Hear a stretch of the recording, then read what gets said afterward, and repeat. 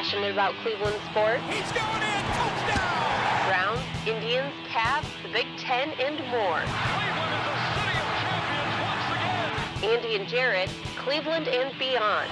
Swinging it line! To deep right! Here are your hosts, Andy Billman and Jarid Watson. Hey, what's up? Andy and Jarid, Cleveland and beyond. And we're going to jump right into this because Andy's got a plane to catch and I've got a bed to get back into. I think we're live on Facebook right now, but Facebook did something silly to me. Yep, there we are. We're rolling. Andy, what's going on, man? Cleveland Browns.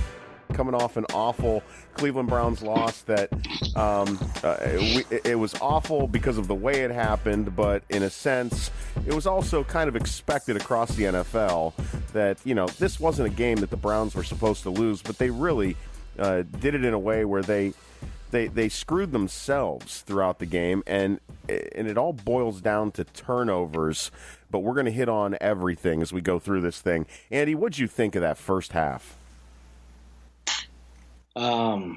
About how we're doing this morning here. Good morning, everybody. We are definitely not morning people, Jared and I. Yeah, we're definitely doing a morning podcast right now. That we're normally recording this in the afternoons or in the evenings, and it is 6:30 in the morning right now, and we're going to struggle through it just like the Browns did on Sunday. Or selecting the Buckeyes for a college playoff. But I'll tell you, here's what I thought. Now that we've had 24 hours to digest this, I think sometimes Monday you still feel the hangover. Yeah. They looked like a team who had not been there, and they haven't been there. Yeah. You kind of mentioned it to me when we were texting. I think it was partial things.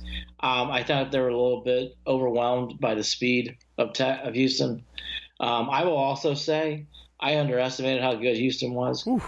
And for that, and I texted you after that second drive. I'm like, the Browns need to be careful they don't get blown out, because I thought that was in play at one point. That's how bad it was getting. Yep. So let's keep that in mind. So I think those are two things at first. The other things, okay, again, they haven't been there before. Okay, so you got a rookie quarterback. And let's start with Mayfield. Mayfield had a terrible first half. 3 interceptions, and something that doesn't get talked about. He had 2 balls knocked down too. Mm-hmm. And why I learned that is, I thought not only was he off, I think he was having – I don't think he was in any kind of groove or feeling it. Sometimes when you're off and you're like, oh, he's just overthrowing, or, you know, he's just – he seems to be off on wide receivers. What I was seeing early on is like, man, he is just not in sync. He's not – he's over – he's just – I mean, he was off. But it was striking off. I guess that's what I'm saying. Making throws that he otherwise would not be making, Andy. He was trying to it's not even like he was trying to fit it into windows. There were no windows open in those places where he was putting the ball. He thought he can get away with slinging it, and you can do that in college maybe sometimes. You can't do that in the NFL. These guys are spying you. They know where the ball's going to go. You have got to pay attention to where these guys are on the field. Yeah, I think Romeo Crennel did a nice job of confusing him. I guess that's the word I'm looking for. He just did not look like he had any kind of – he was not aware of what was going on in the game, and that's very unusual for him. Yeah. We've seen that in the past with Kaiser and Kessler, and you can name off the quarterbacks. You definitely felt that with Whedon at times. That's the first game you could feel in the first half where Mayfield had a really hard time not just getting in sync, but he was having a hard time understanding what was going on around him with Houston. Because honestly, I heard people say this, but I don't agree. I don't think the pass rush was really that. Well, no. It really wasn't that. This was the third game, Andy, where he wasn't sacked. I know. He had pressure. Don't get me wrong, compared to the other two, but I didn't really – it wasn't like vomiting. Like, it wasn't to the point where it's like, gosh, I'm afraid he's going to get hurt. So Baker really had one of those games where he looked like a rookie. And that's where we need to take a breath, and I need to take a breath, and all Browns fans need to take a breath in case you're still fired up. Mayfield's a rookie. He played like a rookie. The defensive coordinator, who used to be our head coach, is still a damn good coordinator on defense. Yeah. And he did a great job, and he made him really look silly. Yeah, there were times where he could have tucked the ball and ran, and he didn't do it for a first time. I think he threw an interception on one of those times. Yeah, he 3 interceptions, 2 balls knocked down. That's really how I would say it. The other note, too, I was a big fan of his in college, and he obviously had some trouble off the field, and that kind of derailed his career. The Honey Badger is a fantastic player, and he plays now for Houston. And boy, he had a wonderful game. He really showed up in spades. And I thought he actually caused more problems than Watt and Clowney in this game. He was everywhere in the secondary, and I thought he really bothered Mayfield and the wide receivers throughout. So I think that's something else I wanted to point out. So all those things combined too. Again, Mayfield did have a great second half. You love to see the fight. But really, this game was played in the first quarter and in the second quarter. So the first quarter, we kind of alluded to it. The other things, too, though, Jared, that we haven't touched on in a while because it hasn't been happening, but it did in this game. 3 and outs and 5 plays and out. On games like this is where you can get suffocated because Houston controlled the clock. Well, and we talked about it last week. You talked about how they were going to run the ball, and all I came back with was, well, that's why we score fast, and that's what's going to work for us, and that just did not happen. Did not happen. And if you're not scoring, you can't have 3 and outs, 5 and outs to start the game. Not against this team either. Exactly. I thought the big thing in this game that I will put aside all those, hey, it's a rookie. Hey, we're a young team. And by the way, those are fair statements, and that's very true. The one that I don't agree with is, 3 and out, 5 and out, and time of possession was basically 15 minutes difference. 37 minutes to 22 minutes and change. Yeah, and that Big first difference. drive, Andy, that first drive that the Texans had set the pace for the rest of the game. That first drive was like a 6.5-minute drive. It did. And I actually thought they doubled down, even though they punted on the second drive. Even though they punted on that drive, I thought that really, to your point, I thought it set the tone. And the Browns just could never stay afloat in this game. The other big thing in this game, we're kind of alluding to it, and you teed it up, was the running game. Let's touch on our running game. This is the other thing, too, that I want to point out that I think is a negative. So the first negative, young team, yes, but you can't do 3 and outs, 5 and outs. You can't do that kind of stuff. And when you're playing certain teams, you had to be prepared to who you're facing. And they were not prepared to play a running team on the ground. They didn't look like they were prepared. Okay, fine. The other thing, too, is, you also have a running game, and Nick Chubb, and we all love Chubb. But, again, I pointed this out, and I think it's going to come back as the season goes on. I'm not saying that, we all hide as some world beater. We don't think that. But it's nice having a backup good running back because it takes off the onus off one guy. It's so odd, Jared, that Nick Chubb got all the carries in this game. 9 carries for 31 yards. That is such an odd stat. I think it's a big concern going forward.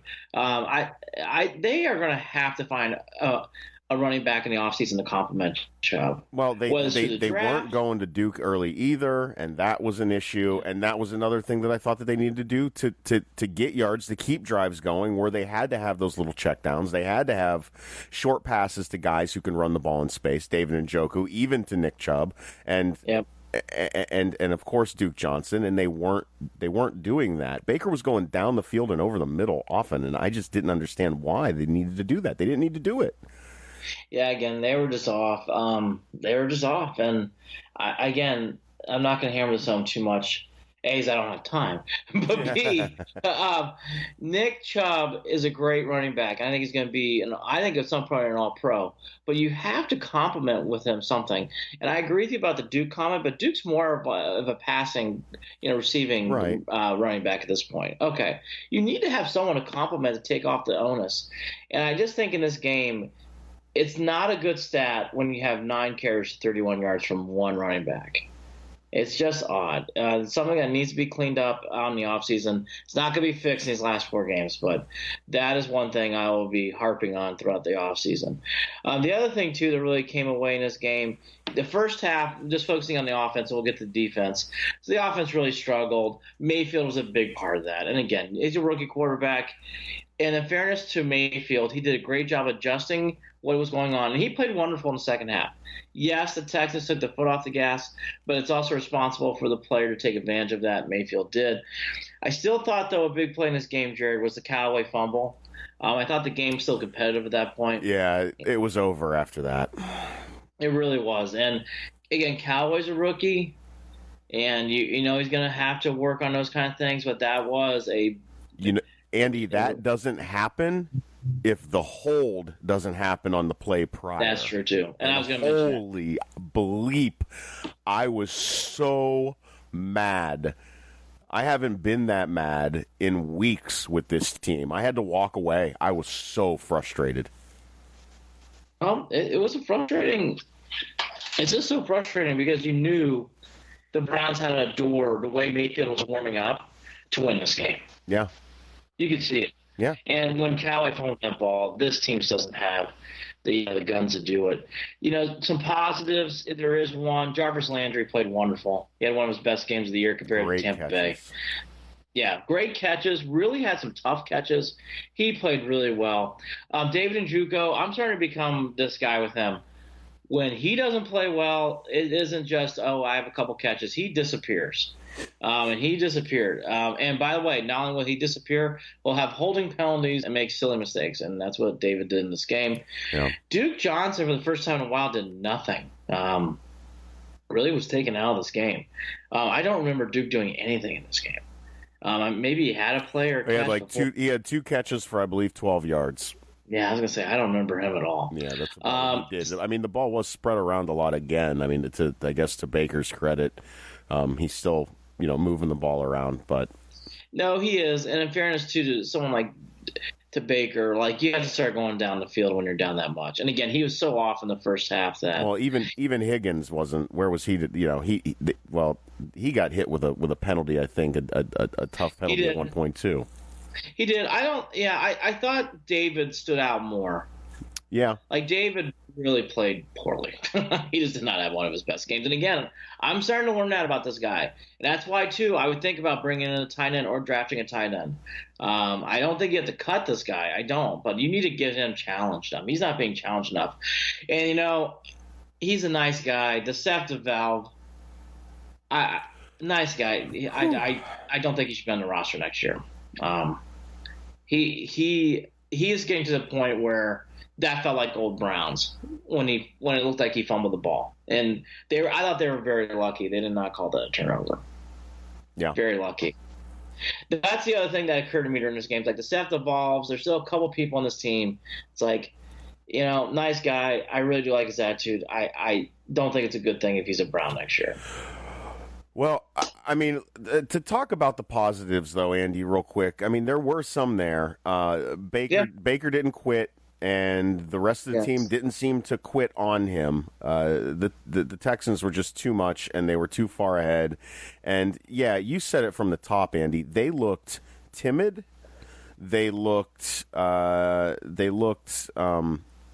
off. Yeah. And they looked maybe like they were drained from the week prior, and the emotions of that, and all the talk. And I'm not saying the talk was the issue. I'm not misdirecting and saying this is what happens because they were talking about you. And I'm not even saying they were focused on that. I'm just saying that stuff can be emotionally draining when you're trying to prep for a playoff team coming, the following Sunday. I thought it carried. I was going to mention that next. I thought the Hugh PR war that was really raged last week, I think it took effect on everything. It doesn't mean that it cost them the games. I don't think it cost them the game. I don't. But I think it took a little bit of energy out of this team. I think the other thing that needs to be mentioned, so we've really focused on the offense. Yeah. And, again, kudos to Baker. He did play very well in the second half, and he had a great game, and his stats were great. But, again, when you come out, we said this the week before, so it needs to be said here. The Bengals and the Texans was a striking difference of how the Browns came out. And what a surprise. The results are about similar for the Browns on opposite ends. The Browns come out really focused and hot. They win easily. They come off. They don't look focused. They look timid. They lose by 16. Yep.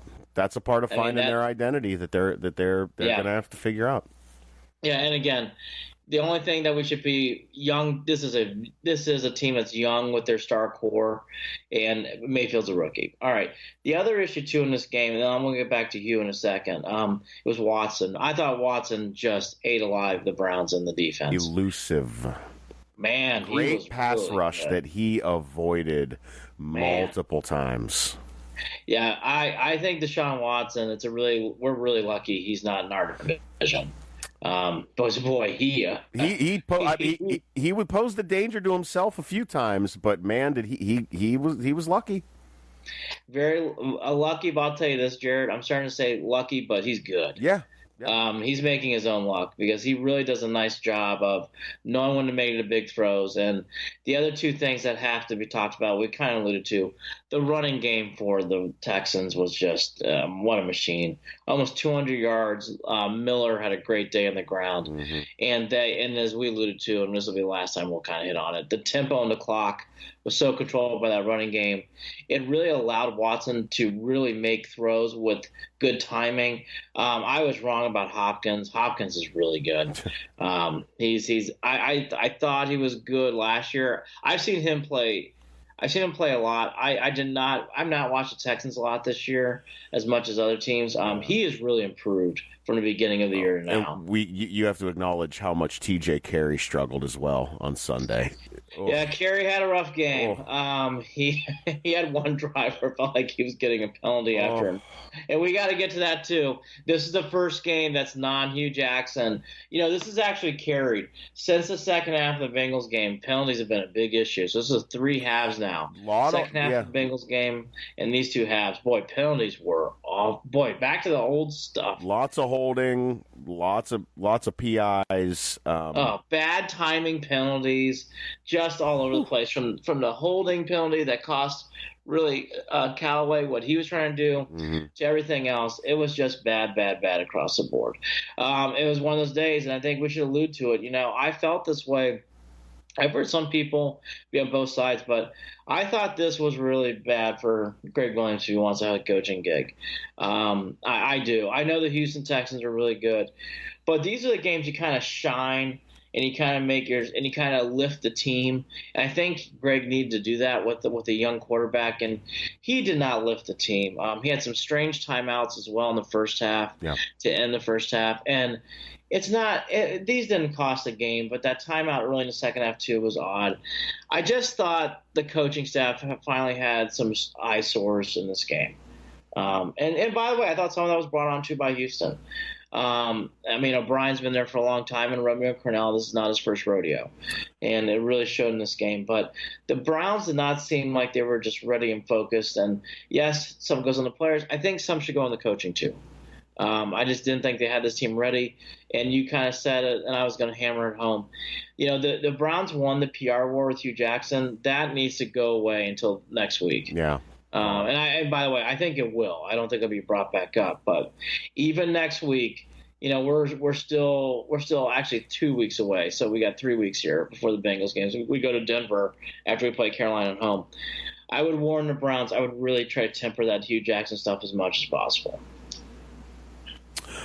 I can't emphasize it enough that it needs to go away until it's that week. I don't care if you use it as motivation through that week. I don't care. That's fine. But that's great. You're rebuilding rivalries within the division, and I'm happy and I'm all for that. But I had said it. This team. If this was something, this is the bummer of it, Andy, this is something that I feel like if we would have started the season without Hugh, to continue talking about Hugh, we could have worked these kinks out, and this loss wouldn't have. Yeah. I think maybe that's what hurts the most is we kind of knew we were knocking at the door of of something that we know was not ever going to happen. But something that needs to be reminded a lot is the bringing back of Hugh Jackson was a big error, not a small error. It started the team in the hole in the first half of the season. It just set such a bad vibe. I think this was the right year to do Hard Knocks, because I thought it really exposed what was going on. And again, it's I don't want to pile on a guy, but it was big. It was big. The 2 or 3 other notes here before we get some topics here for the Browns. I thought Myles Garrett actually, again, like Landry, I thought Myles Garrett actually played really well in this game. I thought this was one of his best games of the year. Well, talking about Myles, I want to ask you real quick about that first sack that he had. It looked really rough, and I at first was surprised he didn't have a penalty called for that horse collar. Bruce Arians had said he's in the pocket. That play is allowed. Is that? I guess I didn't realize that was allowed. It's the one place. It's the loophole where the quarterback's not protected. I'm going to say this. I think it's a 50-50 call because that's how these things go. I'm not so – I think these rules right now in the NFL are so flimsy that one day you'll hear that. One day you'll hear, oh, you're, personal foul, roughing on the quarterback, right? I mean, whatever, even though it's a sack because it's a horse collar. They'll call it a horse collar not play. I think it's flimsy. It's hard to really define these things anymore. Mm-hmm. The one thing I will give Garrett, though, because Watson was so elusive, I think he was just trying to grab anything he could to get him down. Mm-hmm. And I think at that point he was trying to grab shoulder pad, and then shoulder pad led to, the horse, the collar. As you could tell initially, he was trying to grab a shoulder pad and just slipped into the collar, and he did bring him down. Yeah, and to the entire defensive front, I mean, they were collapsing that pocket regularly throughout the game. It was Watson just knew how to handle it. Mm. Yeah, Denzel Ward leaving too is something I want to note. It's been brought up, and I think it's a good topic. I love Denzel Ward. For people who listen to this podcast, I'm a big fan of his. I do think it's fair, though, to start putting out there he needs to be more solid. He needs to add some weight because this is the second or third time this year now he's had a hit. And when I saw the hit initially, I thought the same thing. I was not surprised to hear 5 minutes later he went to concussion protocol. Right. Because when he took that hit, he just stood there, and it was like that did not look right.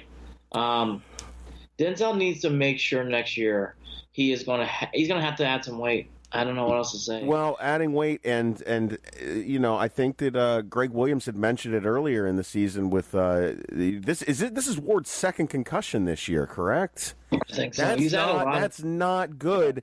And I think the last one, Greg Williams had basically said that it was a stupid tackle.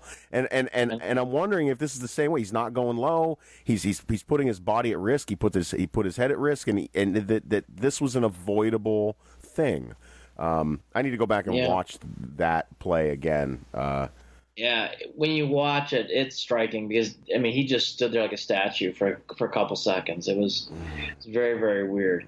So I think we kind of hit all the key points here. I just think overall the bigger thing here is we all know this is a young team with a rookie quarterback. Yeah. I know there's some older parts, but it's really the core players are young. So keep that in mind, and that really is the overall theme here. Again, the little things, I think there are some things, though, that need to be highlighted, that need to be focused on and corrected.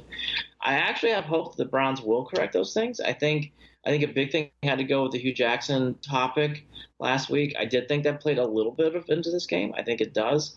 I think the only thing, we kind of hit on these other little dicks and dogs. I think the big overall thing, though, is, and I'll save some of these other topics, Jared, for the next podcast towards the end of the week. The Greg Williams thing, though, I thought this was a bad loss for him. I know some people have been like, I think it doesn't matter. I think he wasn't going to get I think if they would have won this game, I think Greg Williams would have had a real shot at it. I think after this week, though, I think it's tough. I think it's tough for him to win. Really? I think it's going to be tough for him to get this gig.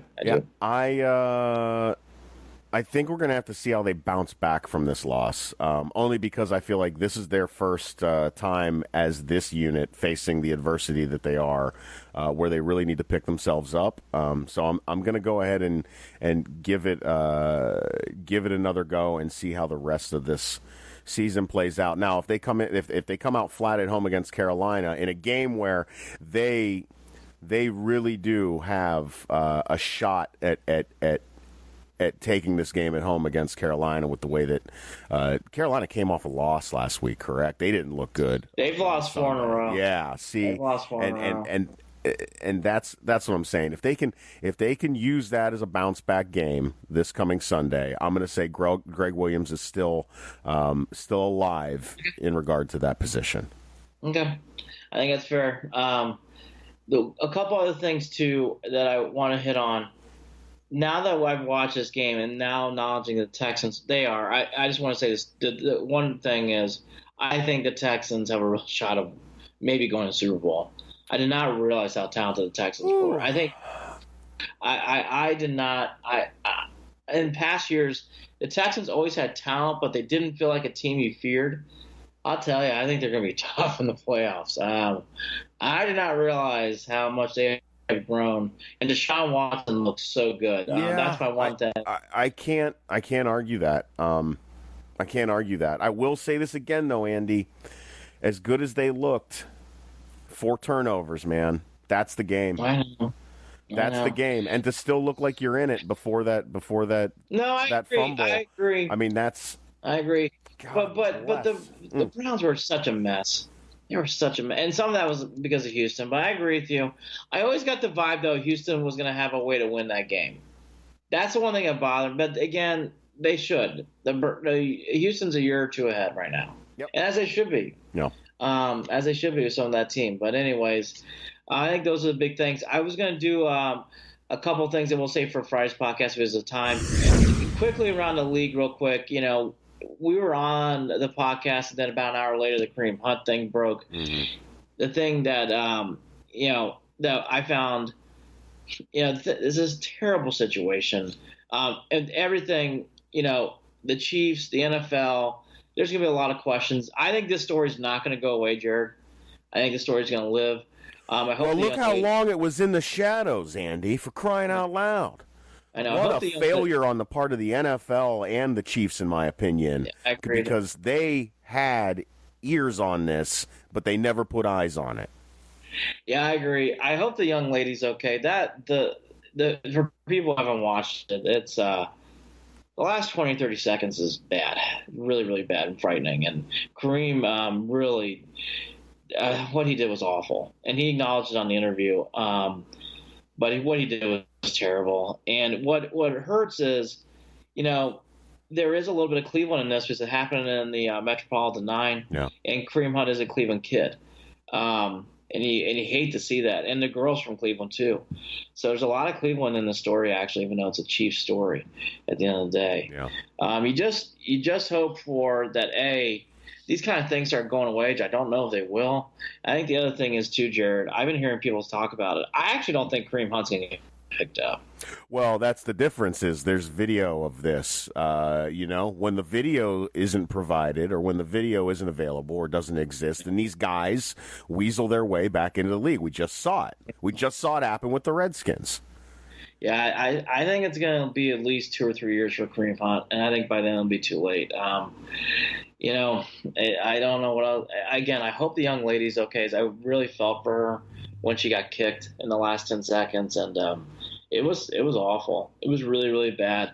It's going to be a lot. And again, I don't think the story's going to go away. I think the story will carry for a while. And it's another black eye for the league. That was actually having one of the more positive runs for a while because the flag story went away. Really, Kaepernick and that whole discussion's really been quiet this year. And Kareem Hunt in this story really put a damper on a season, as it should.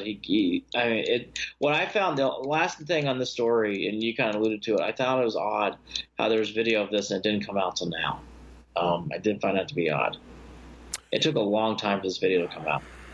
I just don't understand it. There's something different about the way the NFL runs its culture comparatively to the other leagues, where there's a stubbornness there that I just don't get.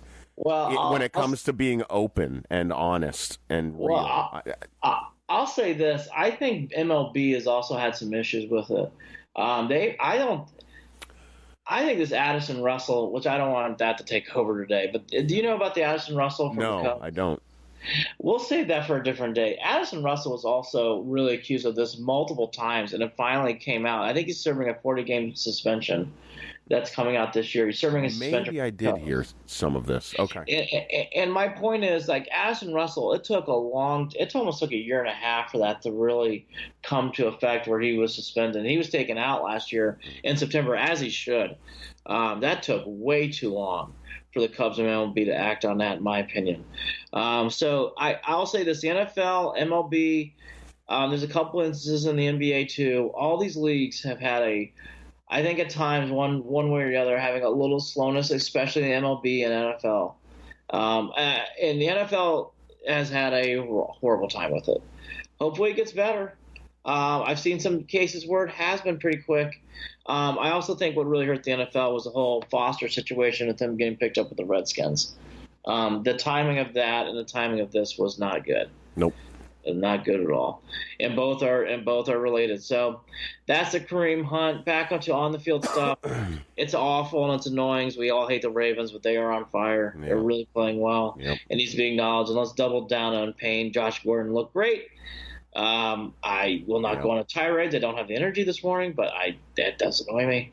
I'm happy for Josh that he's healthy, but it is annoying as a fan that he's playing so well for a team I can't stand. The Giants game is wild, but I did want to touch on that, but time is short today. The bigger thing here is, and that does play into the Browns, is McCarthy being fired from the Packers. Oh, boy. And that we saw that coming. We talked about that on this podcast. By the way, it's the most horrific week for picks for me. I thought the Packers would win this week. I was in for picks. Terrible week. The gambling gods giveth and they taketh away. Yeah, that was in the back of my mind. That's but not a good week. I would have lost my house. But okay, back to McCarthy. I guess the Packers front office thinking the same thing I am. A, I thought you'd cover. And B, you can't lose that game in wet conditions. And by the way, out of all people, Zane Gonzalez with the game-winning field goal in this game, just to put a cherry on a sundae. He was back. I just noticed he was back. I got an update. He was back on Twitter for the first time in a long time. Oh, yeah. Come back. Welcome back. I can't believe that guy. I just you're happy for him, but at the same point, you're like, oh, Zane, how could you not kick indoors? He can kick on a wet field in Lambeau. Yeah. Lambeau, Cleveland, New York, Pittsburgh, tough places to kick, right? Boy, he nailed it. 44 yards, nailed it right through the wickets. Anyways, back to McCarthy. That was a terrible, terrible loss. That was the end of the Packers' run with him. He is fired, and it's pretty obvious. The McCarthy stuff's going to be heating up. Where do you stand on this? Because there's part of me that says this is a guy who consistently has gone to the playoffs and has won a Super Bowl, but at the same time, you've got one of the greatest quarterbacks of all time, and you've only got one Super Bowl, and it ends like this. Yeah. I don't know how I feel. I'm pretty sour on McCarthy. I'm not. I think McCarthy should be looked at. I think the one thing that why you're feeling sour, which I understand why. I'll say this: I don't feel sour on McCarthy, but I understand why you do. And I think the big thing that's really haunted, and I'm a believer in this. Losses carried, and that loss to Seattle in the NFC Championship game is carried. Really, the Packers have never gotten over that. They just have never been able to shake that off, and I think that's what eventually led to what we saw this year. I really think it had that much of an effect on them. They did win a Super Bowl. They did do some really good things in Green Bay. I will say this again. It never ends well for coaches usually. It never does. And this did not end well. Well, I'm trying to keep that in my mind. That when these big names come available, it's because of something bad from where they're at. I do keep that in my mind. I'm gonna have to sit on this for a while, but okay. And Dorsey, I trust. I'll just say this: my one comparison is Tom Coughlin, who I thought his career was really done after Jacksonville, went to New York and won 2 Super Bowls. It's possible. And it ended poorly with him and Eli. Right. And it did. By the way, it did end with him poorly with him and Eli. Yeah. I just think McCarthy is not you got to take a look at him. And you really got to examine him hard. Doesn't mean you should hire him, but you got to take a flyer on him. Yep. Let's end the positive for the NFL. Boy, wasn't that a wonderful Sunday Night Football loss that the Steelers had? Oh, yeah. Oh, yeah. Oh, yeah. Fans fighting in the stands.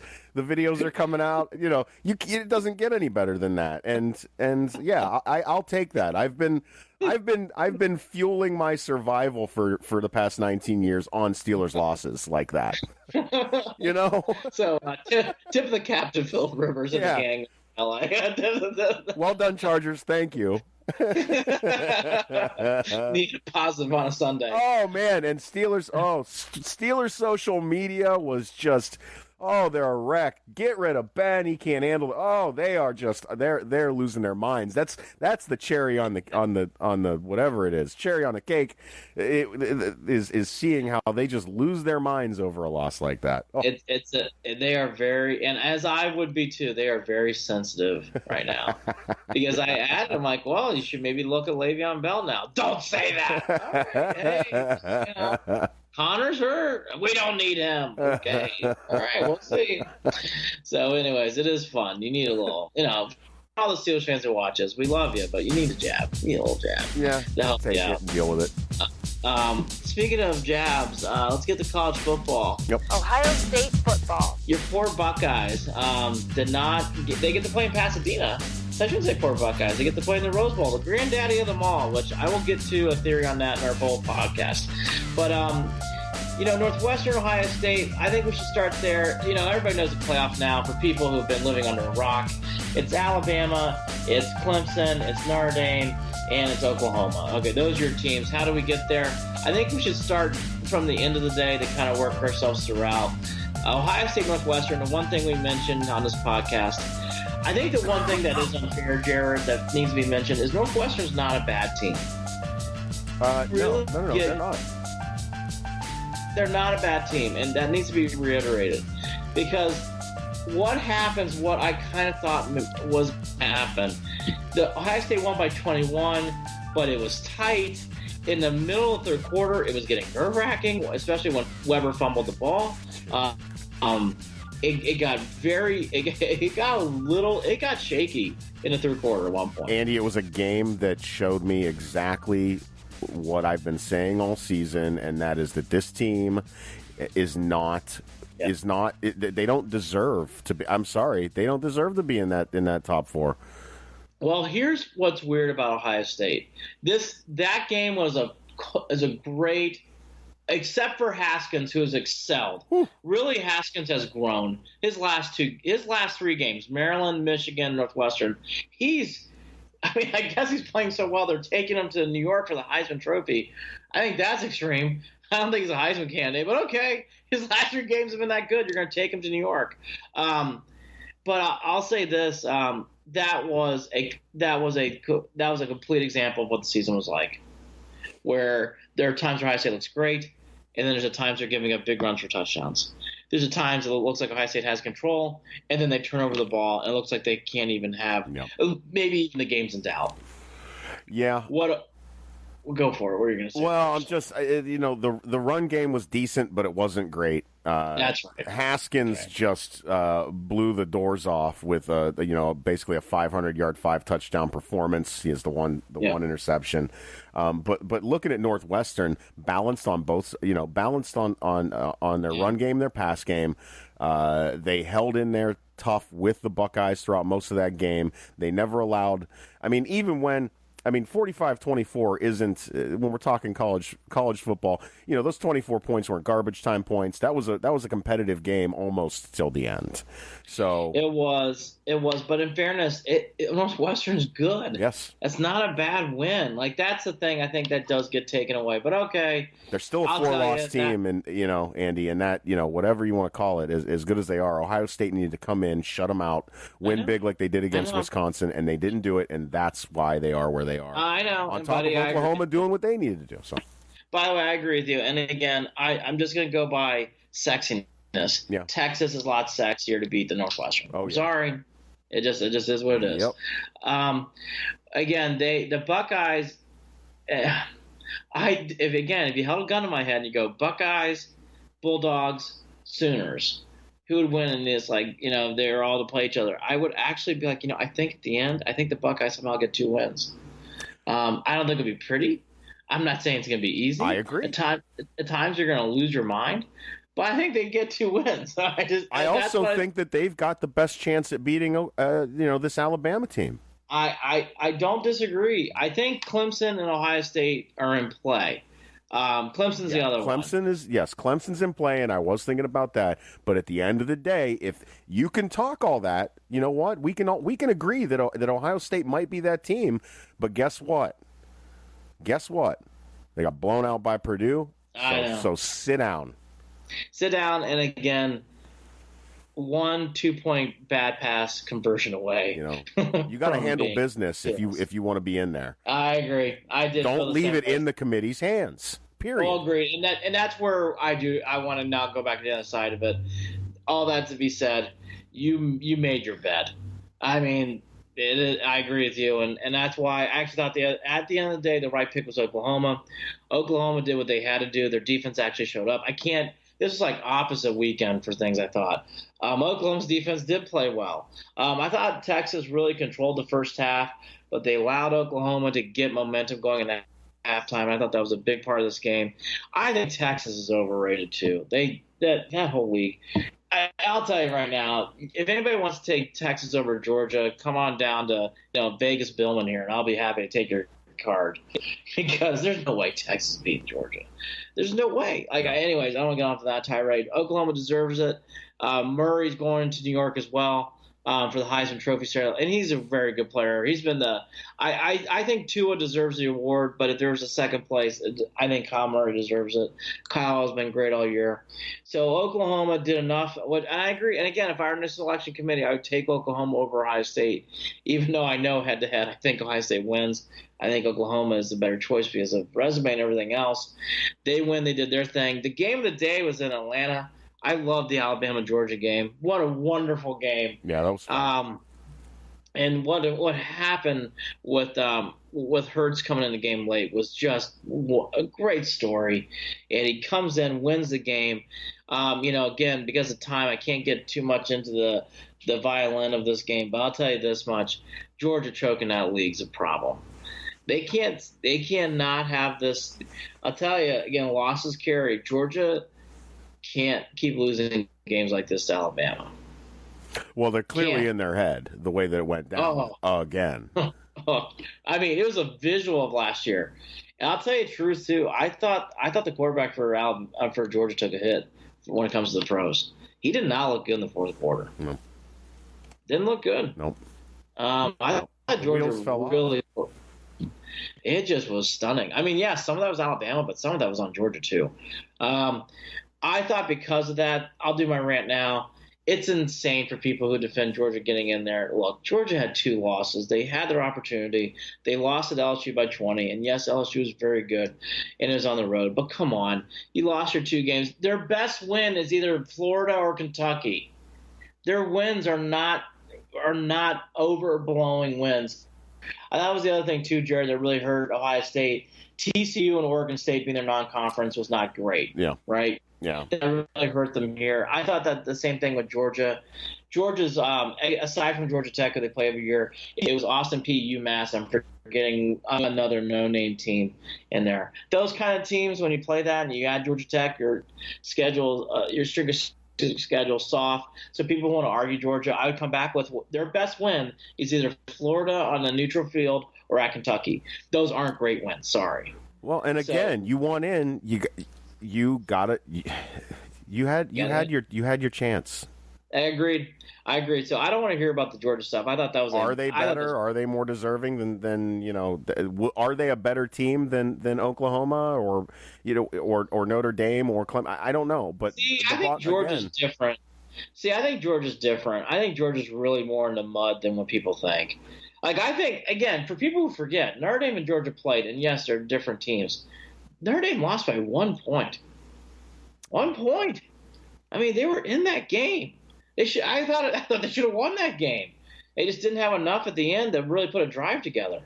I just think Georgia at times is this way too much of a machine here. And the other thing that drives me crazy, which I'll do on a bowl podcast, they played that SEC championship game in Atlanta. There were definitely Crimson Tide fans there, no question. There were a lot of Georgia fans in that dome. Yep. A lot. So, again, Georgia had a good season, but they get all mushy about, they have to be in the playoffs. And I love Kirk Herbstreit. I think he's so wrong in this argument. Well, he's stubborn, and we know that, right? When it comes to these takes. Yeah, but I mean, I like that, but still, come on. Anyways, the other thing too, real quickly, Clemson did what they had to do. Boy, I'll tell you what, Pittsburgh can't make it. I know, probably no one watched it. Pittsburgh could not make a pass to save their life in that game. That was really what came down. It's where people go, what happened in the Clemson-Pittsburgh game? Pittsburgh actually ran the ball decently. They couldn't make a pass. Couldn't make a pass. Really, I mean, could not complete a pass. That was the difference in that game. So Clemson, as the game went on, just blew them out. I will say this about Clemson, and I'm going to say my Notre Dame thing. So two parts here, right? Clemson. I actually like Clemson, and I'm actually a Dabo Swinney fan. I like his energy. I'll be honest with you, Jared. I would love for the Browns to take a look at him. Yeah. I think I know he's a college coach, and he feels like a college coach. I would take a sniff if he ever wanted to go to the NFL. So I think he's got NFL attitude. I think he could really do it. Clemson has not beaten anybody this year. Outside Texas A&M on the road, is that their most impressive win? Syracuse at home? I mean, Clemson really hasn't beaten anybody either. So for people getting on these resumes, I mean, what has Clemson done?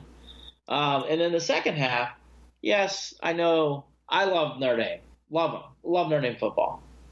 For people who are getting on the Irish, and yes, the Irish ate duck crepes during the college football playoff matchup, and yes, it's Notre Dame, so the northerner, the sophisticated, obviously white collar, and all that's true. But I'll tell you this.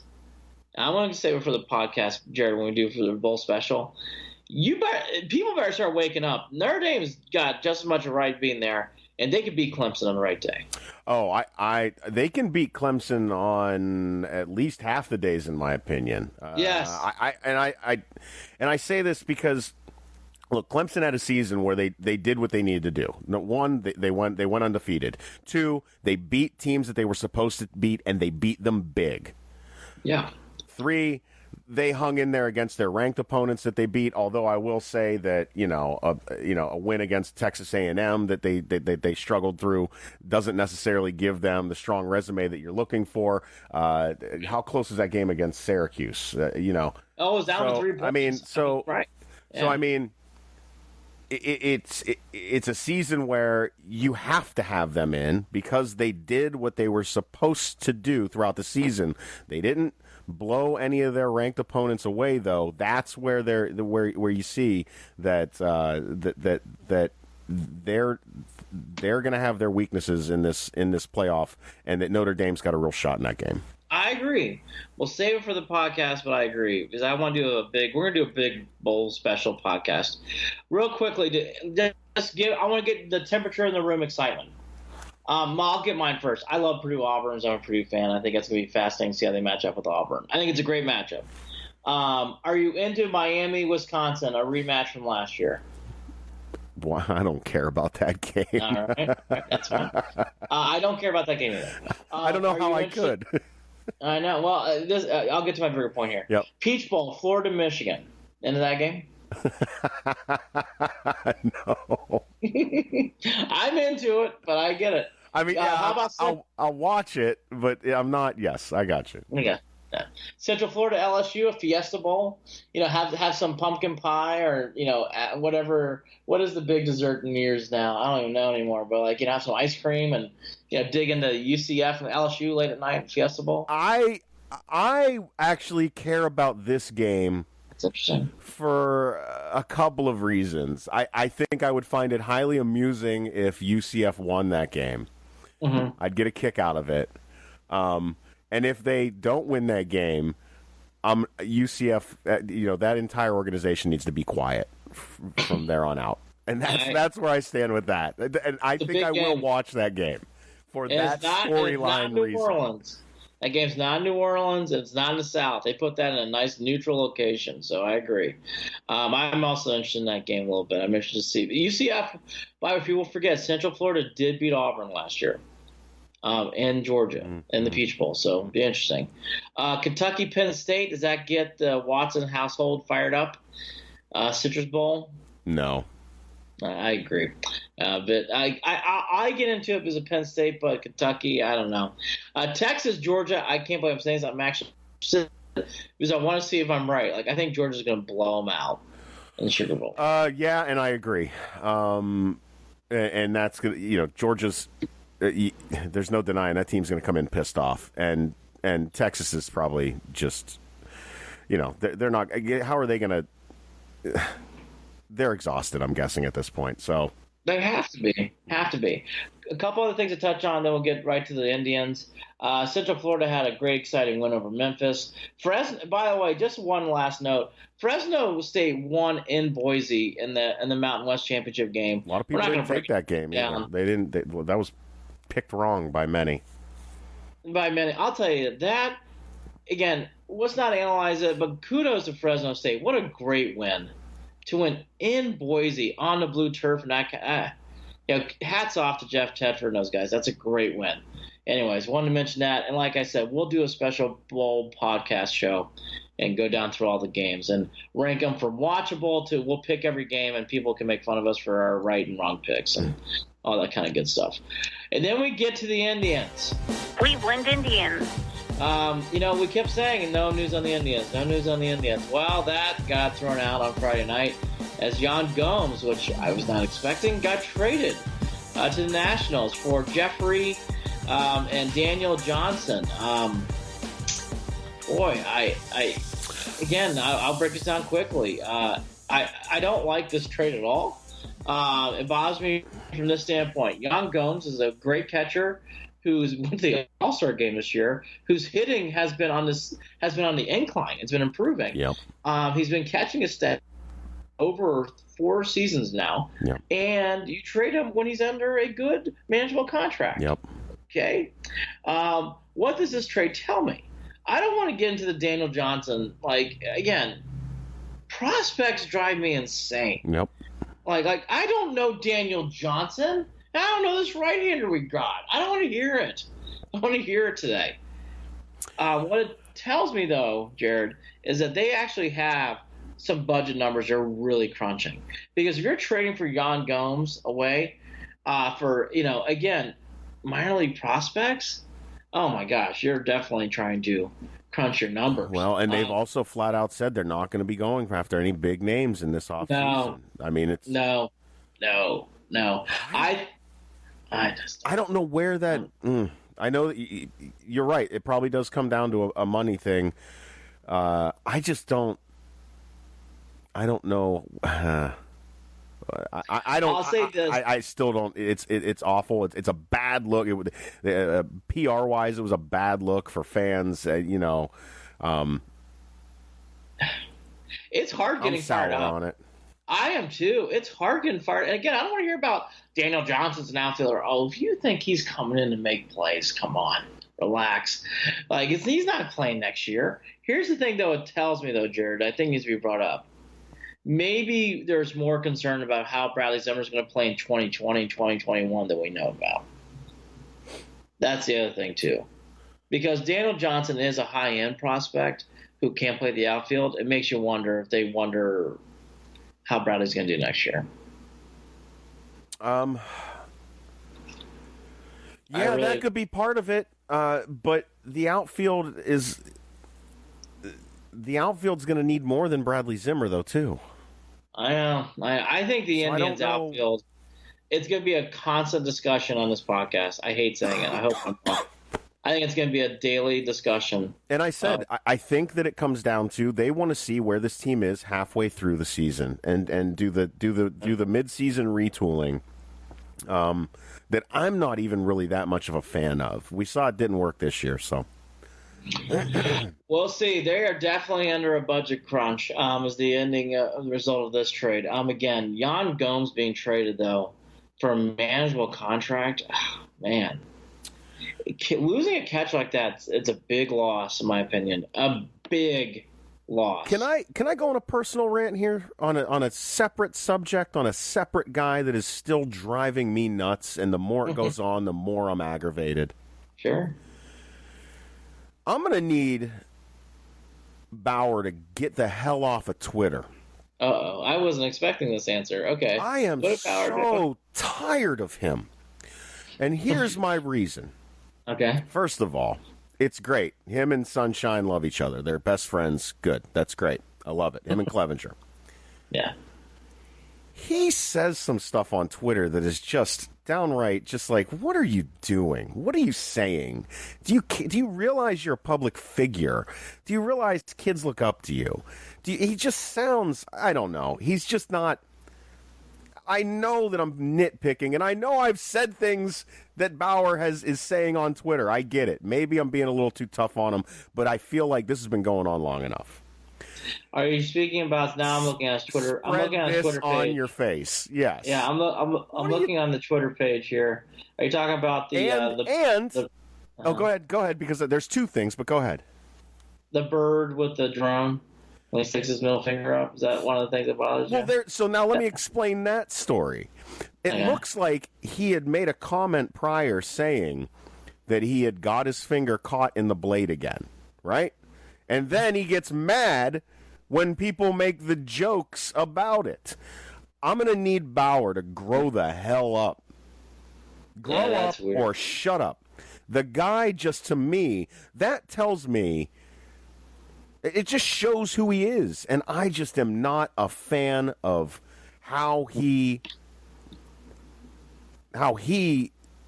acts via social media. Look, I know that I might be on an island with this, and I'm fine with that.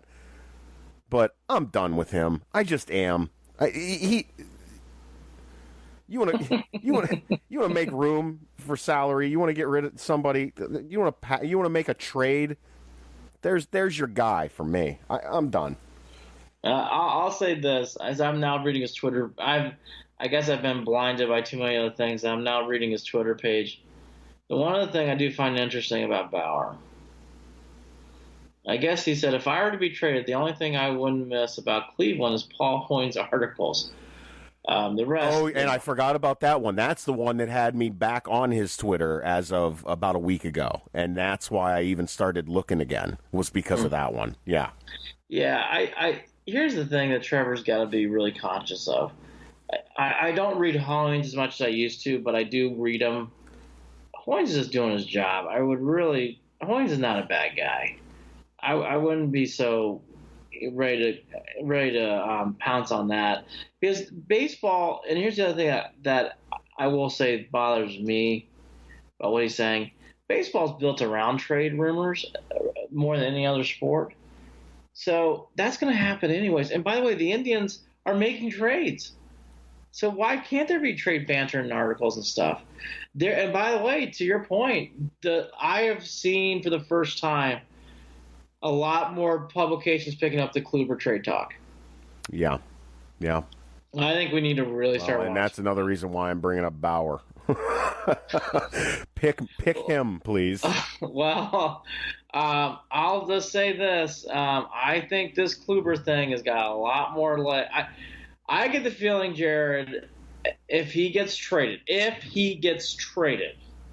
there's a lot more to Kluber than what we know about.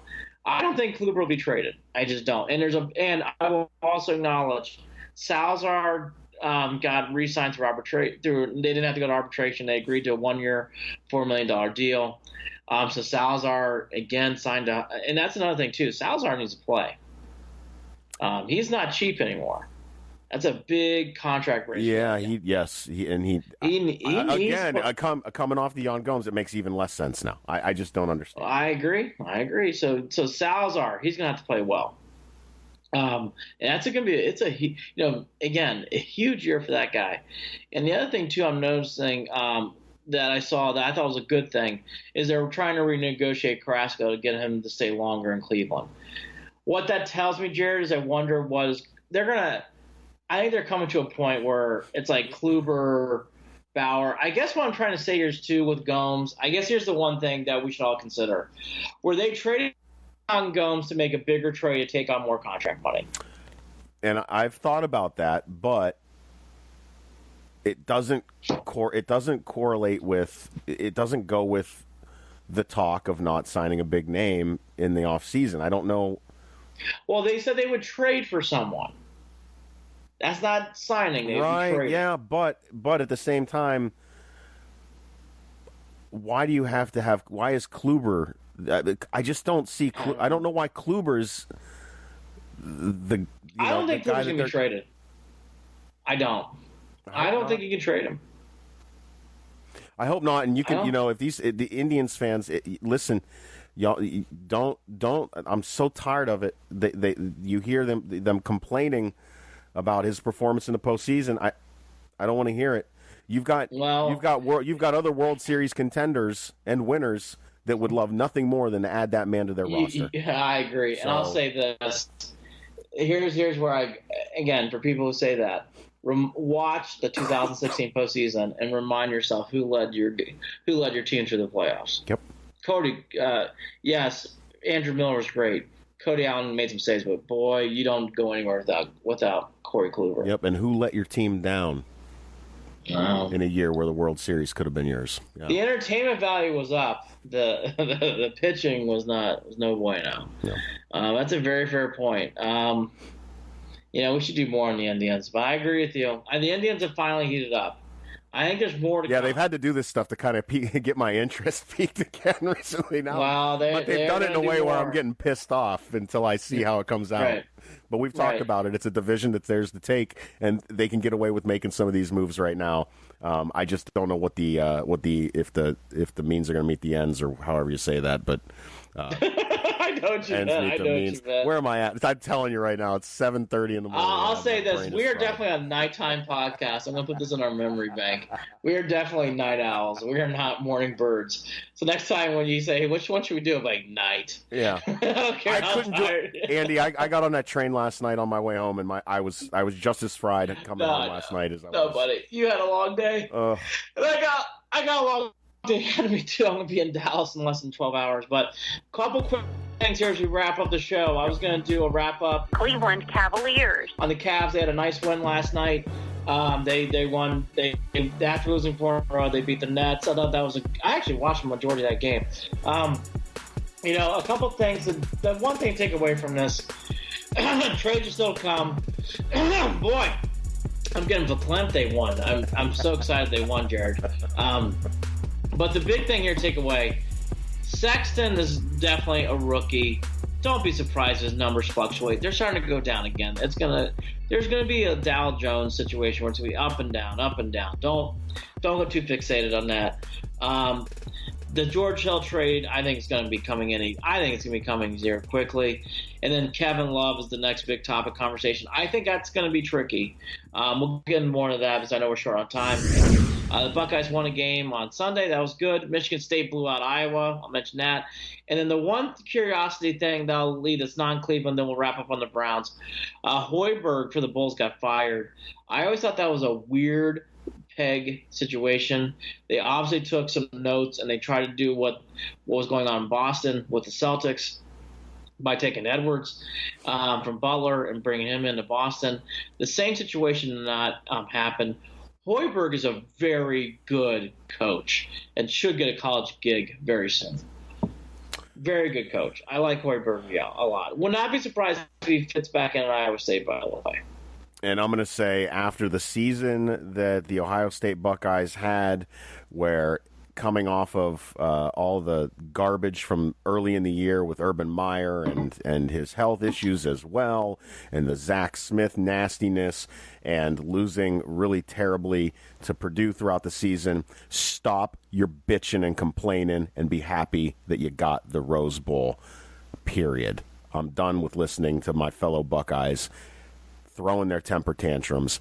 You didn't deserve it this year. Get over it. I'm looking forward to next season because that team is going to be solid. Let's win this Rose Bowl and then roll through next year. Other than that, quit your pissing and moaning.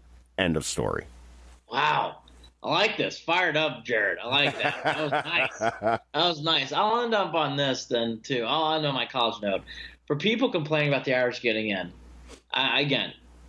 the Irish do not have sexiness from the outside when you're looking and if you don't watch them. Dexter Williams and Ian Book can play, and they are vast improved. This is not the 2012 Irish. I hope they prove me right in the Clemson game. I think that Clemson game is big for Notre Dame.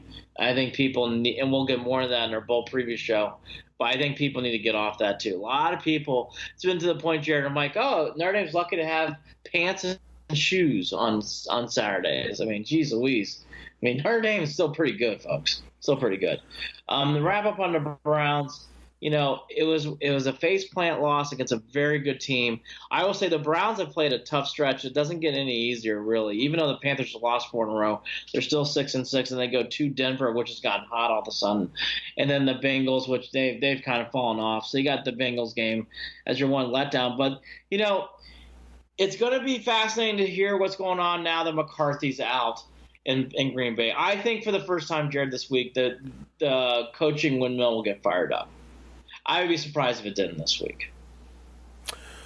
Well, we'll be listening. We'll keep our ears to the ground and come back with more in a couple of days as we preview the Browns taking on the Carolina Panthers. And we'll be talking bowl stuff as well. And Yeah, we'll do a bowl special preview, and maybe we'll do a bitter Buckeye section. Yeah, the lines are open. Call now and give us your gripes so I can ignore them. I'll go into that later, but we'll do a bowl preview podcast. We'll be back later this week with more things. But again, I would keep your ear. I guess my thanks for good Clevelanders out there. Let's see how the Browns do this week with the PR. My prediction is it's going to be such a quiet week. I think the Browns will heed to that.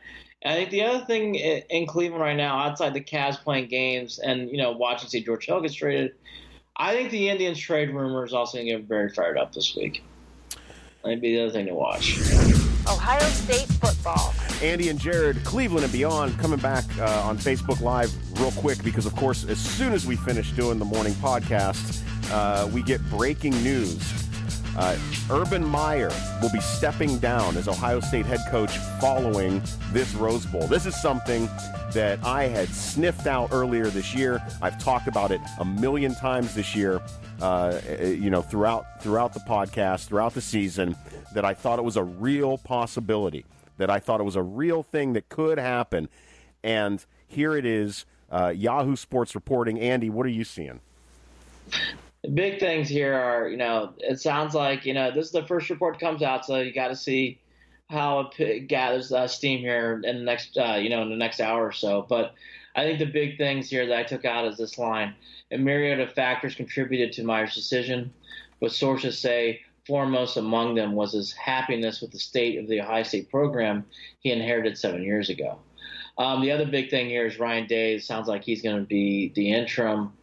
Sounds like he's going to be the replacement, which that's kind of been rumored already. So 3 quick things. One, Jared's right. He had been seeing this all year, but it also plays off something I have been observing. When I read that statement, it doesn't sound like Meyer's done coaching. Don't be surprised if Meyer is coaching somewhere else in the next year or so. That's number one. Number two, when I was in Columbus last, I was surprised during the Thanksgiving break. I was surprised how many Buckeye fans had been worn out by Urban Meyer. I was really, really surprised. I'm one of them. Yeah, I know, and you are, and you're right. And let you tee it up. So I think the big thing that I noticed was they were really getting tired of the Meyer. Obviously, what happened over the summer played a big part of it too, and it should. But people were really getting tired of his act and tired of the Meyer Ohio State way. It was just wearing thin. I was surprised about how many Ohio State fans were not excited as in past years going into the Michigan game. I just did not feel that same excitement, even though the Michigan game was exciting and it played well. I didn't feel that same vibe or fervor. I think number three, you could definitely tell there's a lot of deterioration between what was going on in the athletic office, probably in the presidential office at Ohio State, and Urban Meyer. And when you have a situation that happened, that's not unusual. I guess they just could not survive it, which I'm not surprised. They probably again, I was the one who should have felt he should have been fired after everything had happened. He was not. He stayed through it. I think the season wore on him, not as his health. I think the season wore on him as he just needs a new. I think in his mind he needs a new situation. So Urban Meyer's out. I'll let you take it away there, Jared, with your thoughts. Yeah, about 4 days ago, and this is continuing, the theme of what I believe is misinformation that comes out of Urban's mouth, and I'm not sure exactly what the deal is, but I feel like he has just had a track record of not being honest, and maybe it's not being honest with himself when it comes down to it. But him and Ohio State athletic director Gene Smith, he denied being on the rocks with that relationship. Gene Smith 4 days ago came out and there's a report on Bleacher Report saying that there is no truth to Urban resigning or stepping down. This was 4 days ago. And I believe that during the Big Ten championship game, I could be wrong. I am not quoting anything on this portion. I believe that Urban had stated that he had that he was not stepping down. So again, I couldn't see how he wouldn't step down. I knew that they were grooming Day to take over that position. All of this just seemed like an inevitable situation to me, and it has shown to be so. What I can't get over is the misinformation, and some would even call it lying. And the only reason that I'll say that there's lying is because when I go back to the original reason that all of this is coming up, which comes down to Zach Smith, is it all began with a lie, and it seems like it's all ending on a lie as well. I am frustrated. I am so frustrated, Andy, because we all wanted to sit here and act like everything was fine and everything was normal. And the entire time I've been saying, this is not okay. This guy has to go. It's not, he's going to step down. And here it is. It happens. And Ohio State fans, you gotta, this is something that you should have reckoned with at the beginning of the season. You wanted to stick behind Urban, and I just didn't think it was the right thing to do. And here's Urban leaving now. Yeah, we're gonna have to get into this more. I gotta go to Dallas. All right, go to Dallas, Andy. This is. I wish I had time. Hey, shout out to my buddy Antoine Prater over on the West Coast right now, who's the one who alerted me to this as soon as it happened. So thanks, Antoine, for that. Yeah, and Yahoo Sports was the first one that came out. It came out at 7:32 a.m., and ESPN's now coming out with the same story as we're going live now. So Urban Meyer stepped down. Sounds like Zach Day is going to be the new coach. That's early reports. We'll have to see if that happens. We're going to have to get into this more. We'll do a special college broadcast, and we'll talk about this at length about Meyer, because I think Jared had done some things. And two quick things, I'll let Jared wrap up. I've heard similar stories from reporters at times about how frustrated they had been in the past with Urban Meyer back in Florida. A lot of people think that he gives a lot of misinformation, I'll call it, to what Jared said. You hate to call someone a liar. That's a strong term. But he definitely gives some information that's not truthful. And he does that quite a bit, and that really frustrated reporters a lot. He was also very hard to work with when it came to the press. So I think that also carried in Columbus. I did not get the vibe from local press. They were really in love with Urban Meyer at times. Some people were, some people weren't. I didn't feel as strong as I did in the South.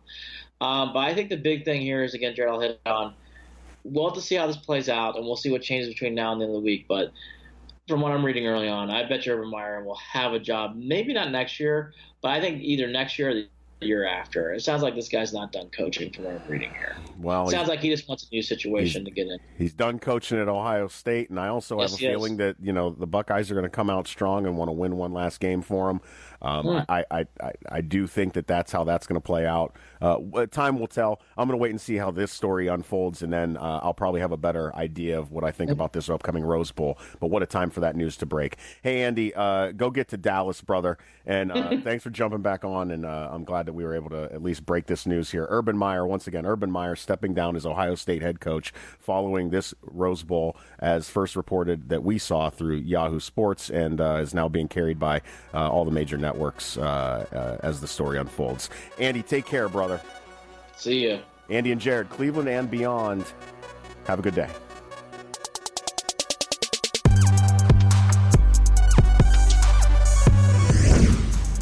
Hey, don't forget to follow Andy and Jared, Cleveland and Beyond, on Facebook at facebook.com/Cleveland and Beyond, and on Twitter at CLE and Beyond. That's at CLE and Beyond on Twitter.